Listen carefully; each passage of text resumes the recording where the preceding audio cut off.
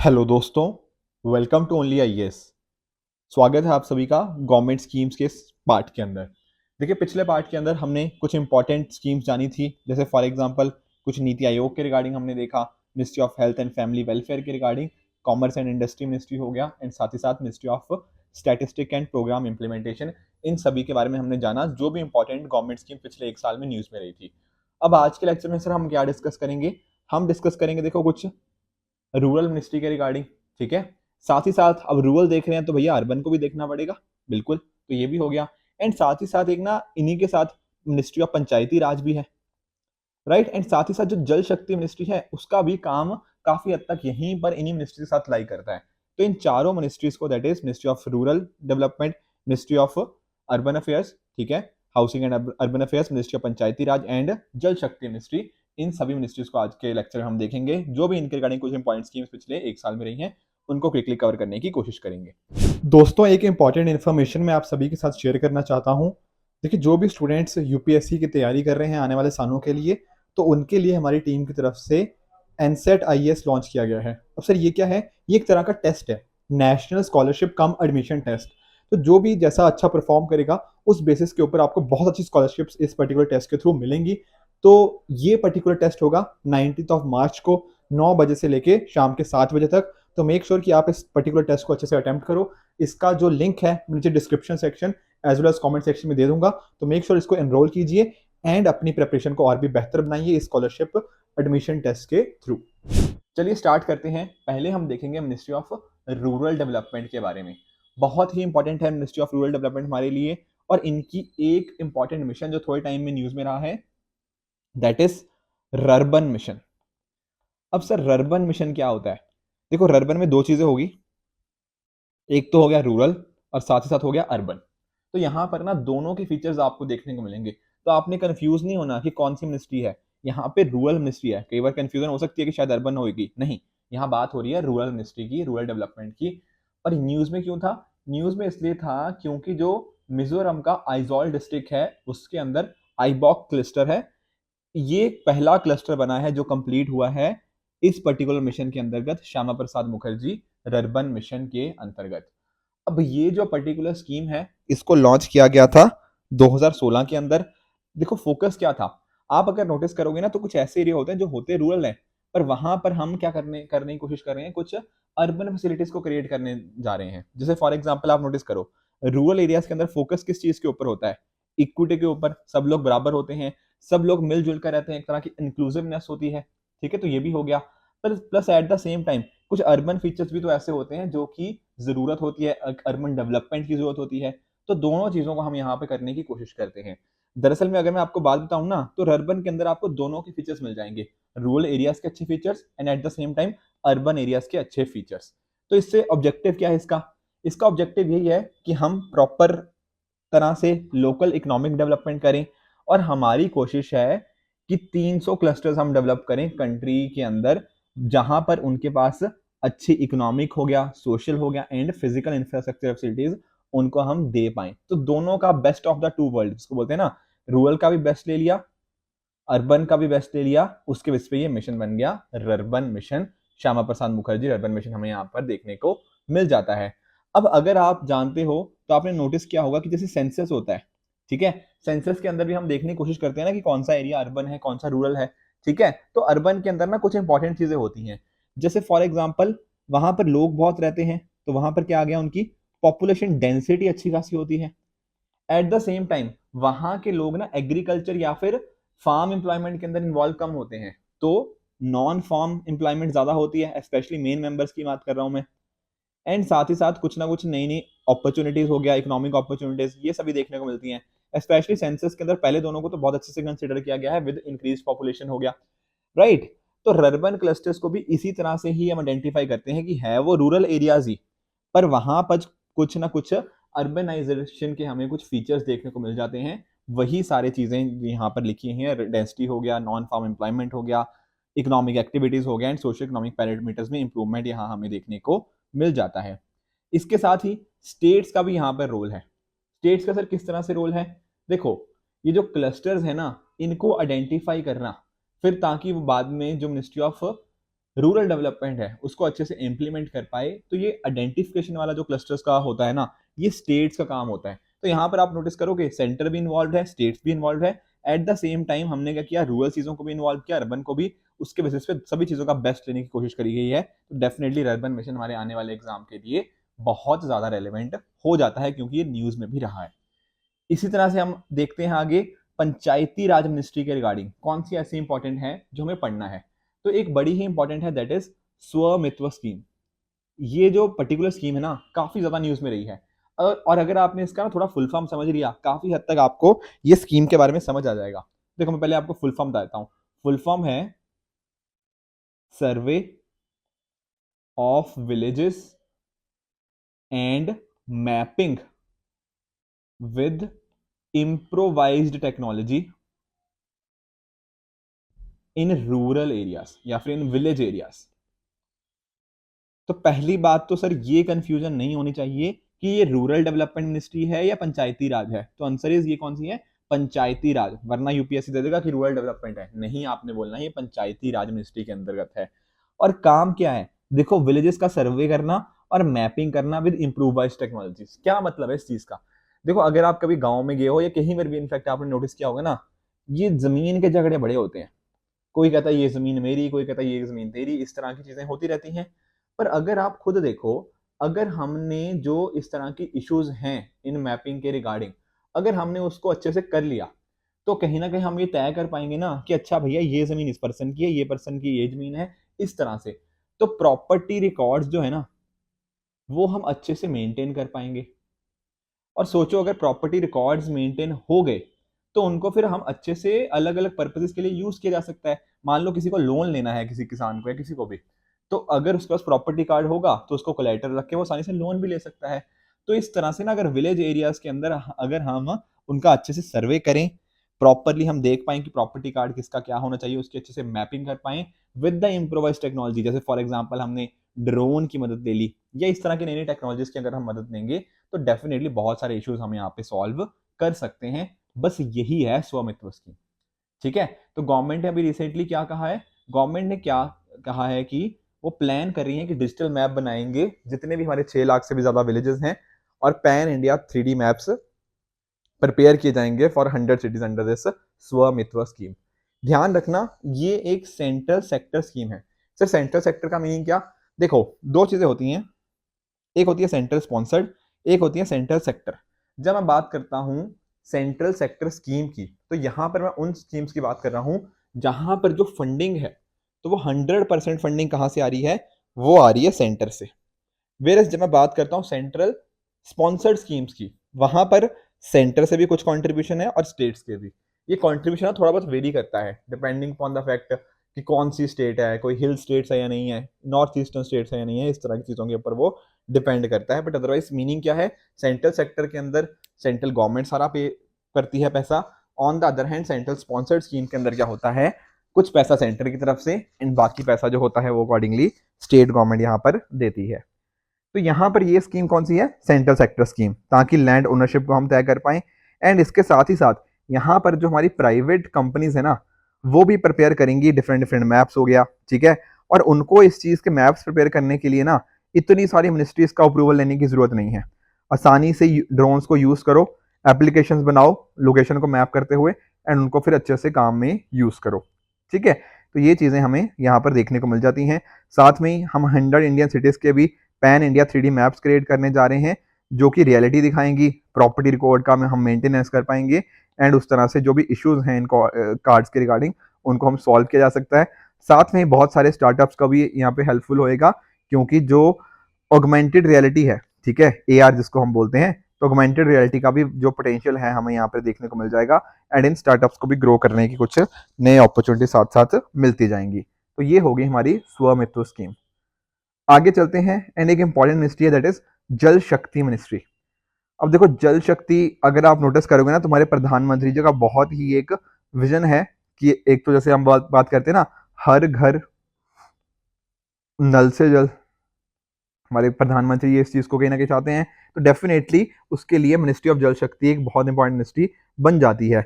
उसी को थोड़ा स्टार्ट करें, नल से जल योजना, तो जो इसका एलोकेशन है ना वो ईयर ऑन ईयर काफ़ी तेज़ी से इंक्रीज़ हुआ है। तो डेफ़िनेटली हमारे लिए ये स्कीम काफ़ी इंपॉर्टेंट है।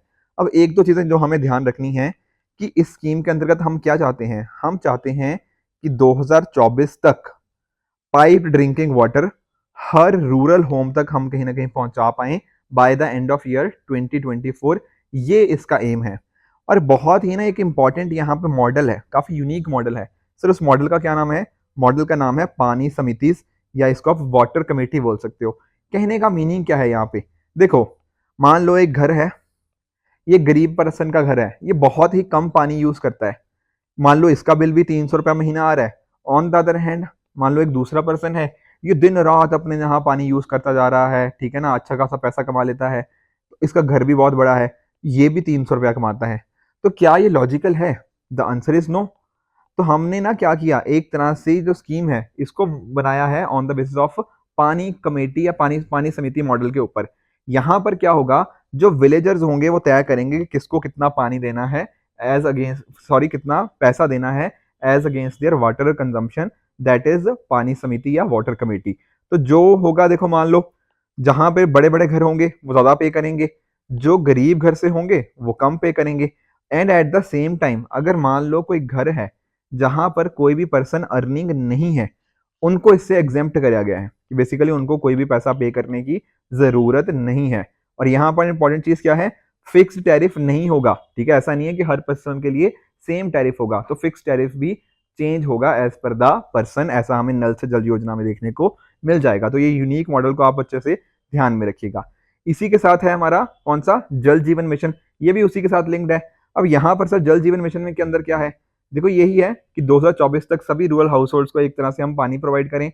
साथ में ना यहाँ पे फोकस है कि कई बार पता क्या होता है कि सेंट्रल गवर्नमेंट ने भी कुछ स्कीम्स ला रखी हैं पानी पहुंचाने की, कुछ स्टेट गवर्नमेंट ने भी, उसके साथ कुछ और स्कीम्स भी लिंक हो जाती हैं। तो स्कीम्स का एक तरह से कन्वर्जेंस हो पाए आपस में, चीज़ों का, स्कीम्स का, मिनिस्ट्रीज का आपस में कहीं ना कहीं कोऑर्डिनेशन हो, ताकि जो रिसोर्सेज हैं हम उनको वेस्ट ना करें। ये सारी चीज़ें इसके अंतर्गत हमें देखने को मिल जाएंगी। इसके साथ में ही हमारी कोशिश है कि पानी की जो मैनेजमेंट है ना वो दोनों साइड से हो। सर दोनों साइड से कहने का मतलब, एक तो देखो होती है सप्लाई साइड, कि सप्लाई साइड भी एफिशिएंटली वर्क करे, ऑन द अदर हैंड दूसरी होती है डिमांड साइड। ये दोनों साइड से ना हम क्या चाहते हैं कि अच्छे से मैनेजमेंट हो, कोई भी इश्यूज हो तो उसको हम डिसेंट्रलाइज मैनर के अंदर सॉल्व कर पाए, कि लोकल लेवल के ऊपर उन चीज़ों को हम सॉल्व करें as per their local conditions. ये यहाँ पर हमें फोकस देखने को मिल जाता है। प्लस साथ में क्या करना है, हमने एक लोकल इंफ्रास्ट्रक्चर क्रिएट करना है, for example rain water harvesting के लिए, ग्राउंड वाटर को हम कैसे रिचार्ज करें वो चीज़ें भी आ जाती हैं यहाँ पे, वेस्ट वाटर को हम कैसे रीयूज किया जा सकता है, ठीक है, एग्रीकल्चर के अंदर कुछ पानी को हम डेफिनेटली रीयूज कर सकते हैं। तो ये सारी चीजें भी जल जीवन मिशन के अंदर आ जाती हैं, तो काफी होलिस्टिक प्लान है। तो अगर मैं आपको थोड़ा आपको बताऊं तो यहाँ पर जैसे मैं आपको बता रहा था 2024 तक कितने लीटर पानी देना है, 55 लीटर पानी per person per day to every rural household through functional household tap connection. तो अभी ऐसा बात थी कि 50% से भी ज्यादा हमने रूरल हाउस होल्ड को कवर कर लिया है एट द जल जीवन मिशन। यहां पर फोकस किसके ऊपर है, आईईसी मॉडल के ऊपर। सर ये आईईसी क्या है, देखो IEC stands for information education and communication. कहने का मतलब क्या, हमने कम्युनिटी को इन्वॉल्व करना है ना, तो उनकी इंफॉर्मेशन एजुकेशन कम्युनिकेशन, कहने का मतलब उनके अंदर अवेयरनेस क्रिएट करें, वहां तक अपने मैसेज को पहुंचाएं इन पर्टिकुलर मेथड के थ्रू, इसी का नाम है आईईसी। यहाँ पर इसको जन आंदोलन बनाने की बात है। जन आंदोलन क्या होता है, जन मतलब लोग, तो लोगों का आंदोलन। तो जो पानी है ना वो सिर्फ सरकार की प्रायोरिटी ना बने, सिर्फ सरकार की रिस्पॉन्सिबिलिटी ना हो, मेरी और आपकी रिस्पॉन्सिबिलिटी भी बने, ये बात होती है जन आंदोलन की यहाँ पे। तो फंड शेयरिंग यहाँ पे क्या है, आप नोटिस करो, सेंटर और स्टेट्स में कितना हो जाएगा, 90:10 for Himalayan and north eastern state, बाकियों के लिए 50-50, बाकी दूसरे स्टेट्स के लिए, एंड यूटीज के लिए 100%। तो कहने का मीनिंग क्या है, ये एक सेंट्रली स्पॉन्सर्ड स्कीम है। क्यों, क्योंकि सेंटर की तरफ से पैसा आ रहा है, स्टेट से आ रहा है पैसा आ रहा है, और स्टेट्स का पैसा वेरी कर रहा है। अगर तो वो हिमालयन या नॉर्थ ईस्टर्न स्टेट है तो वहां 10% पे करेंगे और बाकी 90 सेंट्रल गवर्नमेंट करेगी, and 50 for other states and 10% 100% for UTs. तो इस तरह से ये वर्क करता है। कुछ और चीजें अगर हमें नोटिस करनी हो तो एक तो फंक्शन करती हो, वो सारी चीजें हो गया, साथ में ही ना वाटर सोर्स ड्रिंकिंग की हम ऑगमेंटेशन करें। सर ऑगमेंटेशन का मतलब क्या, किसी चीज को बड़े साइज पे करना, उसको बड़े अमाउंट में करना इज नोन एज ऑगमेंटेशन। तो ड्रिंकिंग वाटर के सोर्स को हम थोड़ा और बढ़ाएं, ये यहाँ पे बात करी गई है। साथ में ही कंजर्व्ड वाटर को हम कैसे यूज कर सकते हैं किसी और चीज के कॉम्बिनेशन के साथ, ये हमें यहाँ पर देखने को मिल जाता है। ठीक है, इसके अलावा अगर आप एक दो कुछ और भी यहाँ पे हमें इसके साथ ही है कि वाटर क्वालिटी को हम अच्छे से मॉनिटर करें, सस्टेनेबल एग्रीकल्चर हो। कई बार क्या होता है ना कि हम पानी को इतना ज़्यादा यूज़ करते हैं, जैसे राइस के केस में हो गया, शुगर केन के केसेस में हो गया, तो यहाँ पर ना बहुत ज़्यादा हो जाता है पानी का यूजेज। इसी वजह से इनको क्या बोलते हैं हम, वाटर इंटेंसिव क्रॉप्स। फिर कई बार ऐसा भी होता है कि हम राइस को अच्छा खासा एक्सपोर्ट भी करते हैं। तो काफ़ी बार ना ऐसा बोला गया है कि दरअसल में हम राइस एक्सपोर्ट नहीं कर रहे, हम एक्चुअल में वाटर एक्सपोर्ट कर रहे हैं। इसी को क्या बोलते हैं, वर्चुअल वाटर एक्सपोर्ट। हमें पता लग रहा है कि हम राइस एक्सपोर्ट कर रहे हैं, पर राइस को 1 किलो राइस को उगाने के लिए इतना ज़्यादा पानी लग जाता है कि दरअसल में जब हमने इसको एक्सपोर्ट किया ना किसी दूसरी कंट्री में भेजा, तो दरअसल में हमने राइस नहीं, उसके साथ साथ बहुत सारा पानी भी एक्सपोर्ट कर दिया। तो ये भी हमें इसको थोड़ा देखना पड़ेगा सस्टेनेबल एग्रीकल्चर के कॉन्टेक्स्ट में। साथ में अगर आप यहाँ पे नोटिस कीजिए कि वाटर सप्लाई सिस्टम, ठीक है, इनको कैसे मैनेज करें। एंड एक इंपॉर्टेंट चीज है ग्रे वाटर ट्रीटमेंट। सर ये ग्रे वाटर क्या होता है?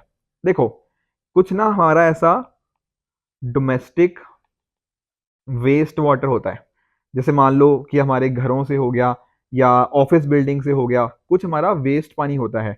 जैसे फॉर एग्जांपल आपके नहाने का पानी हो गया, ठीक है, आपके सिंक का पानी हो गया, वॉशिंग मशीन का पानी होता है, डिश वॉशर का पानी, इस तरह के पानी ही होता है। ध्यान रखना, यहाँ पर मैं टॉयलेट वाले पानी की बात नहीं कर रहा, नहीं, टॉयलेट वाला पानी को छोड़ के जो बाकी पानी है ना, चाहे डिश वॉशर वॉशिंग मशीन का, इसको हम काफी सारी जगह पे यूज कर सकते हैं। इसी का नाम है ग्रे वाटर। जैसे फॉर एग्जांपल आप नोटिस कीजिए कि इसी पर्टिकुलर पानी को आप रीयूज कर सकते हो टॉयलेट के लिए, ठीक है, तो वहां पर इसको रीयूज डेफिनेटली किया जा सकता है। एट द सेम टाइम ये ग्रे वाटर को आप एग्रीकल्चर के अंदर भी यूज कर सकते हो। तो यही बात है यहाँ पे ग्रे वाटर को मैनेज करने की, या फिर उस पानी को हम ट्रीट करके उसको वापस से फिट बना सकते हैं, ये यहाँ पे बात करी गई है। साथ में ही ना हमारी कोशिश है कि जैसे फॉर एग्जांपल कुछ विलेजेस हो सकते हैं ड्रॉट प्रोन एरियाज में, डेजर्ट एरियाज में, उनके ऊपर थोड़ी प्रायोरिटी लेके आई जाए, ठीक है। साथ में ही सांसद आदर्श ग्राम योजना के अंदर जो विलेजेस हैं उनके ऊपर हम वर्क करें। देखो दरअसल में है क्या, मैं थोड़ा सांसद आदर्श ग्राम योजना भी आपके साथ में यही कवर कर देता हूँ। 2014 में ना हमारे प्रधानमंत्री जी ने जब जेपी नारायण जी, ठीक है, जयप्रकाश नारायण जी का बर्थ एनिवर्सरी थी, तब इसको लॉन्च किया था सांसद आदर्श ग्राम योजना। अब यहाँ पर क्या फोकस है, यहाँ पर फोकस था कि हम ना कुछ मॉडल ग्राम या फिर आदर्श ग्राम बनाएंगे, ठीक है, और यहाँ पे अच्छी खासी डेवलपमेंट होएगी। तो इस तरह से फोकस था कि 2019 तक हमने 3 गांव बनाने थे, उसके बाद हर साल हम एक एक ग्राम बनाते रहेंगे 2024 तक, विद 5 ग्राम आदर्श ग्राम बनाने हैं। उसके बाद 2019 के बाद एक एक हर साल यहाँ पे बनता रहेगा, ये यहाँ पे फोकस था। तो ये होता है सांसद आदर्श ग्राम योजना। तो यहाँ पर जल जीवन मिशन के अंदर ना हम इन्हीं functional household tap connections को देख रहे हैं कि कैसे ड्रॉट एरियाज के अंदर, डेजर्ट एरियाज के अंदर इसको प्रमोट कर पाएं, एंड सांसद आदर्श ग्राम विलेजेस के अंदर भी हम इसको देख पाएं।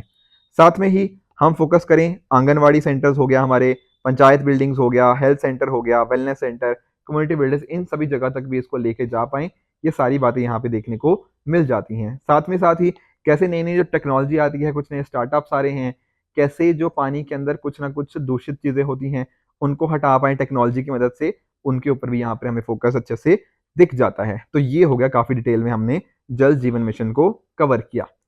नेक्स्ट हमारी मिनिस्ट्री है ministry of housing and urban affairs. काफ़ी इंपॉर्टेंट मिनिस्ट्री हो जाती है। तो इसके रिगार्डिंग ना एक पहली इंपॉर्टेंट स्कीम है स्मार्ट सिटी मिशन। अभी क्या हुआ है, ministry of housing and urban affairs ने ये अनाउंस किया है कि 100 स्मार्ट सिटीज के अंदर ICCC होगा। सर ये ICCC क्या है? ICCC है integrated command and control centre. जैसे फॉर एग्जांपल यहाँ पे आप नोटिस कर सकते हो एक कमांड एंड कंट्रोल सेंटर है जो कि इंटीग्रेटेड है। मैं आपको एक एक करके समझाऊंगा इन सभी का मीनिंग। और ये जो ICCC है ना, दरअसल में स्मार्ट सिटीज मिशन के अंतर्गत ही आता है, जो MOHUA, that is ministry of housing and urban affairs, जिसको देख रहा है। ध्यान रखना, ये जो स्मार्ट सिटी मिशन है ये एक सेंट्रली स्पॉन्सर्ड स्कीम है। कहने का मीनिंग क्या, फिर से सेंटर और स्टेट से यहाँ पे पैसा देंगी। फोकस कब था कि इसको 2015 में लॉन्च किया गया था, ताकि जो भी कोर इंफ्रास्ट्रक्चर है उसको हम कहीं ना कहीं प्रोवाइड कर पाएं, एक तरह का सस्टेनेबल एनवायरनमेंट लेकर आ पाएं, एंड जो भी सिटीजन्स के लाइफ के अंदर दिक्कतें हैं उन दिक्कतों को हम रिमूव करें, एंड एक क्वालिटी लाइफ हमारे सिटीजन्स को दे पाएं, through the usages of technology, through the use of smart solution, ये सारे यहाँ पर फोकस थे। ठीक है जी। अब यहाँ पर ना जो ICCC की मैं बात कर रहा था, that is integrated command and control centre, अब ये ना एक सिटी की नर्व होंगे। सर नर्व कैसे होंगे? देखो जैसे मान लो कुछ डिजास्टर आ जाता है कल को, तो कहाँ से उसका पूरा कंट्रोल होगा, तो वो ये देखेंगे। कुछ रोजमर्रा की जिंदगी में कुछ एक्सेप्शंस आ जाती हैं, उन एक्सेप्शंस को हैंडल करना वो इनके द्वारा देखना जाएगा। जैसे एक कंपनी के अंदर ऑपरेशंस को मैनेज नहीं करते कि कोई भी दिक्कत आती है तो उसको सॉल्व किया जाता है, उसी तरह से जो ICCC है, integrated command and control centre, इनका यही काम होगा। एट द सेम टाइम आप जानते हो एक CCTNS के बारे में, crime and criminal tracking network system. यहाँ पर क्या होता है कि अलग अलग जगह के कोई क्राइम हो रहा है तो उसको हम अच्छे से इन्वेस्टिगेट करें। तो यहाँ पर ये जो ministry of housing and ministry of home affairs के अंतर्गत आता है CCTNS सिस्टम, तो ICCC इसके साथ भी लिंक्ड है। पॉइंट ये है कि कोई भी चीज जहां पर सिटीजन्स की क्वालिटी ऑफ लाइफ जिसके थ्रू इंप्रूव होती है, वो यहाँ पर integrated command and control centre के द्वारा किया जाएगा, जो कि एक सिटी का नर्व सेंटर होगा। इसके साथ ही अगर स्मार्ट सिटी मिशन के अंदर आप और देखना चाहते हो, तो यहाँ पर फोकस किसके ऊपर है? कम्युनिटी एट द कोर पे। ठीक है, तो मेजर बीच में कौन है इस चीज के? कम्युनिटी ही है। टेक्नोलॉजी को ना यूज करना एज अ मीन्स है, ना कि गोल। ऐसा नहीं होना चाहिए कि बस हमने हर जगह टेक्नोलॉजी लगा दी और उसका सिटीजन की लाइफ के ऊपर इंपैक्ट नहीं पड़ा। नहीं, हमारा एंड गोल क्या है? गोल यही है कि सिटीजन की लाइफ बेहतर होनी चाहिए। उसको करने के लिए टेक्नोलॉजी हो, टेक्नोलॉजी सिर्फ एक माध्यम है। Technology is only a means to an end, it is not the end goal in itself. ये बात आपको ध्यान में रखनी है। साथ में ही कन्वर्जेंस की बात करी जा रही है, जो अलग अलग सेंटर गवर्नमेंट के इनिशिएटिव्स हो गया, अलग अलग सेक्टर्स हो गया, उनके बीच में कन्वर्जेंस लेकर आए और पैसे को भी कैसे कन्वर्ज करें। साथ में ही कोऑपरेटिव एंड कॉम्पिटिटिव फेडरलिज्म, यहाँ पर क्या होगा ना कि जैसे सिटी बनी तो सिटीज आपस में compete करेंगी। मैं आपको एक एग्जांपल बताता हूँ। आप जैसे इंदौर को देखते हो, आप चंडीगढ़ को देख लो। अब ये दोनों सिटीज ना बड़ी ही अच्छी सिटीज हैं। क्यों सर? यहाँ पे अच्छी खासी सफाई है, इंदौर की क्लीन सिटी है, चंडीगढ़ में बहुत क्लीन सिटी है। अब खुद सोचो अगर दोनों में ना थोड़ा कंपटीशन हो, और ये कंपटीशन कैसा होगा? एक हेल्दी कंपटीशन होगा। इंदौर बोलेगा कि नहीं यार मैं इंडिया की सबसे क्लीन सिटी बनना चाहता हूँ, चंडीगढ़ का होगा कि नहीं यार मैं बनना चाहता हूँ। तो यहाँ पर ना दोनों जगह की जो गवर्नमेंट्स है, दोनों की एडमिनिस्ट्रेशन है, एट द सेम टाइम दोनों जगह के जो सिटीजन है, उनकी कोशिश रहेगी कि यार नहीं यार हम अपनी सिटी को क्लीन रखेंगे सबसे ज्यादा। तो यहाँ पर क्या हुआ? एक हेल्दी कॉम्पिटिशन हुआ। यही बात करता है कॉम्पिटिटिव फेडरलिज्म की। At the same time cooperative federalism, यहाँ पर क्या होगा कि अलग अलग स्टेट्स आपस में कोऑपरेट करती हैं एक दूसरे के साथ, क्योंकि हम है तो इंडियन इंडियन ही ना। तो कोऑपरेटिव और कंपेटिटिव फेडरलिज्म दोनों यहाँ पे देखने को मिल जाते हैं, ताकि अच्छे से हम प्रोजेक्ट्स को इंप्लीमेंट कर पाए। साथ में ही रिसोर्सेज को कैसे यूज करना है। देखो है कि हमारे पास रिसोर्सेज तो लिमिटेड है, पर इन्हीं लिमिटेड रिसोर्सेज का ना हम क्या कर सकते हैं? हम इफेक्टिव यूज कर सकते हैं। और अगर हमने ऐसा किया तो हम कम रिसोर्सेज को यूज करते हुए भी ना एक अच्छा आउटपुट लेकर आ सकते हैं। साथ में ही फोकस किसके ऊपर है? इनोवेशन के ऊपर, सस्टेनेबिलिटी के ऊपर। ऐसा नहीं कि हमने कुछ प्रोजेक्ट्स बना दिए बस बात खत्म। नहीं, वो एनवायरमेंटली सस्टेनेबल होने चाहिए, लॉन्ग टर्म के ऊपर उनका क्या इम्पैक्ट है, कुछ इनोवेशन भी लाना चाहिए। ये सारी चीजें यहाँ पर फोकस है। तो यहाँ पर आप देख सकते हो 100 सिटीज को यहाँ पर सिलेक्ट किया गया था। 5 साल में हमें कंप्लीट मतलब एक देने थे, मिनिमम 5 साल। तो यहाँ पर फोकस साथ में ही था, इसको इंटरलिंक किया गया था डिजिटल इंडिया के साथ, क्योंकि अलग अलग चीज़ों को टेक्नोलॉजी को यूज़ करने के लिए डिजिटल इंडिया की चीज़ें हो गया। प्लस साथ में और भी चीज़ें जैसे सॉलिड वेस्ट मैनेजमेंट, अभी बात कर रहे थे ना, सस्टेनेबिलिटी की, ट्रैफिक को कैसे मैनेज करें, ई गवर्नेंस, लोगों तक सोल्यूशंस पहुंचे, ये सारी चीज़ें यहाँ पर इसके अंदर इन्फाज करी गई हैं। नेक्स्ट स्कीम की तरफ चलते हैं, that is PM Svanidhi scheme. अब यहाँ पर मीनिंग समझना, स्वनिधि का मीनिंग क्या है। Svanidhi stands for street vendor Atmanirbhar Nidhi. देखो जब आया क्या कोविड-19 पैंडेमिक, तो बहुत सारे लोग हो गए बेरोजगार। अब उनमें ही एक क्या थे? Street vendor. ठीक है ना। अब स्ट्रीट वेंडर्स को ना इनका काम एकदम हो गया ठप, इनको अपने घर जाना पड़ गया। तो यहाँ पर हमारा फोकस क्या था? इनको वापस इनका रोजगार हम दिलवा पाए। एक तरह से कहने का मीनिंग क्या कि थोड़ा बहुत इनको पैसा देके ना इनका काम वापस से रिज्यूम करो। एक बार इनका काम रिज्यूम होगा तो उससे क्या होगा? इसके थोड़ा बहुत पैसा कमाएंगे, उससे वो लोन वापस कर देंगे, तो कहीं ना कहीं वापस से अपने पैरों पे खड़े हो पाएंगे। ये यहाँ पे फोकस था प्रधानमंत्री स्ट्रीट वेंडर आत्मनिर्भर निधि का। पहले ये जो स्कीम थी ना, ये मार्च 2022 में एक्सपायर होने वाली थी, पर फिर हमने इस पर्टिकुलर स्कीम को एक्सटेंड कर दिया। थोड़ा और जाने अगर हम स्कीम के बारे में, तो ministry of housing and urban affairs के द्वारा लॉन्च करी गई है। बहुत ध्यान में रखना है, वरना एग्जाम में याद नहीं आता ये कि हाउसिंग एंड अर्बन अफेयर्स होगा, ठीक है ना। ध्यान रखना। कब आई थी सर? 2020 के अंदर as a centre sector scheme. तो सारा पैसा सेंटर के द्वारा ही दिया जाएगा। यहाँ पर फोकस क्या है कि इनको ना हम 10,000 तक के ना वर्किंग कैपिटल लोन दे। वर्किंग कैपिटल मतलब जो डेली मेंटेनेंस के लिए होते हैं। तो वहां पर फोकस यही है कि 10,000 रुपए तक का इनको लोन दिया जा पाए। और ये जो लोन होंगे ना, अगर इनको ये रेगुलरली रीपे कर देंगे तो इनको यहाँ पे इंटरेस्ट सब्सिडी भी मिलेगी, ठीक है। तो यहाँ पर एक इंपॉर्टेंट चीज है कि इनको ना ये लोन लेने के लिए कोई भी कोलेटरल नहीं देना पड़ेगा, कोई चीज गिरवी नहीं रखनी पड़ेगी, नहीं। इनको 10,000 रुपए का लोन मिल जाएगा एंड अकॉर्डिंगली उससे अपना बिजनेस सेटअप करेंगे। एंड अगर इसको आप टाइमली रीपे करते रहते हो तो आपको कुछ बेनिफिट्स भी इसके साथ ही मिलते रहेंगे। यहाँ पर जो सिडबी है, small industries development bank of India, वो इसकी इम्प्लीमेंटेशन एजेंसी है इस पर्टिकुलर स्कीम की। यहाँ पर ग्रेडेड गारंटी कवर है लैंडिंग इंस्टीट्यूशन को पोर्टफोलियो बेसिस के ऊपर।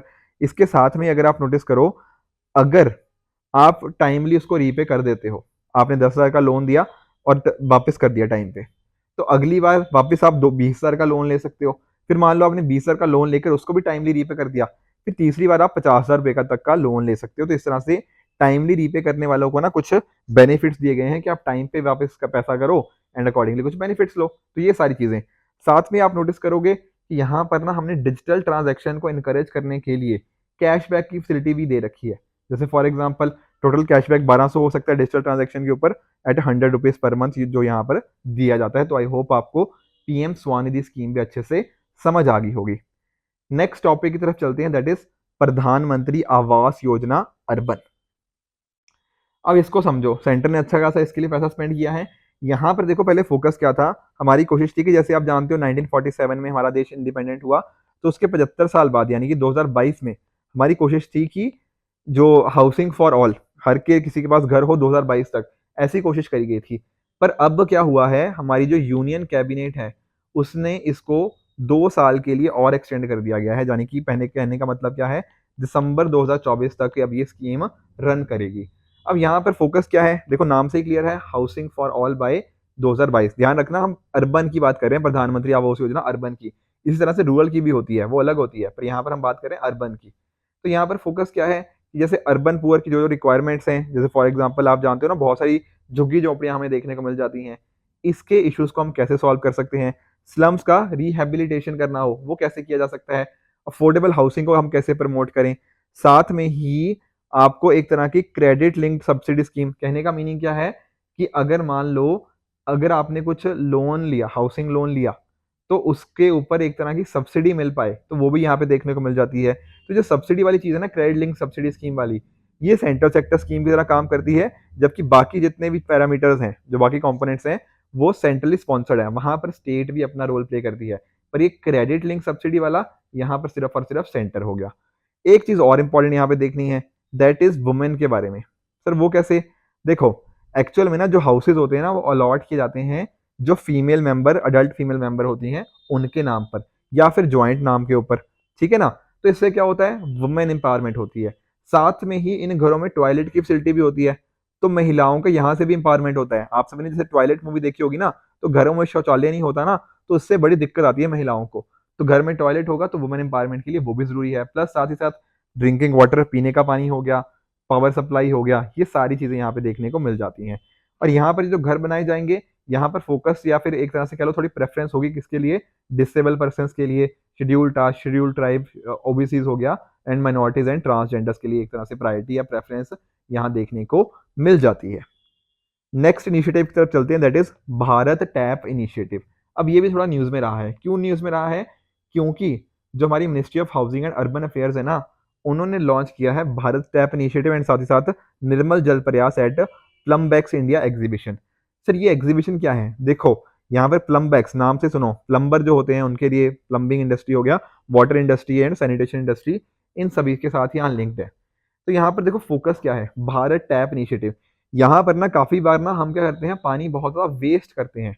एक्चुअल में ना कई बार क्या होता है, पानी का जो फ्लो होता है वो बहुत ज्यादा होता है। उस फ्लो की ज्यादा चक्कर के में होता क्या है, हम पानी को यूज कम करते हैं और उसका वेस्टेज बहुत ज्यादा होता है। तो यहाँ पर फोकस है कि हम लो फ्लो टैप्स को थोड़ा यूज करें, ठीक है। अगर इस तरह के लो फ्लो वाले जो होते हैं उनको हम बड़े स्केल के ऊपर यूज करेंगे, तो जो वाटर का वेस्टेज है कहीं ना कहीं वो कम हो पाएगा, नहीं हो पाएगा? Answer is yes. सर वो कैसे? हम पानी का कंजम्पशन कम कर रहे हैं एंड उसके बेसिस पे क्या हो रहा है, पानी का जो वेस्टेज है वो भी कम हो रहा है। तो ऐसा देखा गया ना, अगर इस तरह के हम जो लो फ्लो टैप्स क्रिएट करेंगे, उससे नियरली 40% पानी हम कहीं ना कहीं सेव कर सकते हैं। और जहाँ पानी की इतनी सारी कमी है, वहाँ पानी सेव करने से आप खुद देखो कितना यहाँ पे फायदा होगा।